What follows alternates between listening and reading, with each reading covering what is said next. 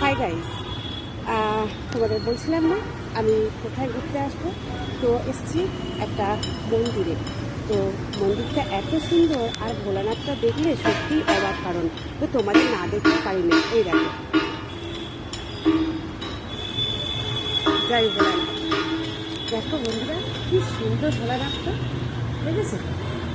আর বজরঙ্গ বলী দেখো, এই দেখো, দেখো দেখো বন্ধুরা, দেখো কত সুন্দর লাগছে আমার ভোলানাথকে।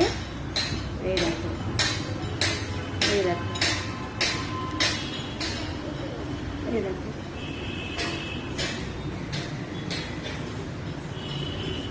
কি সুন্দর লাগছে না?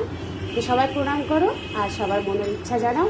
অবশ্যই তোমাদের আশা যেন পূরণ হয়, আমি এটাই কামনা করি। ওকে বন্ধুরা, সবাই খুব ভালো থেকো।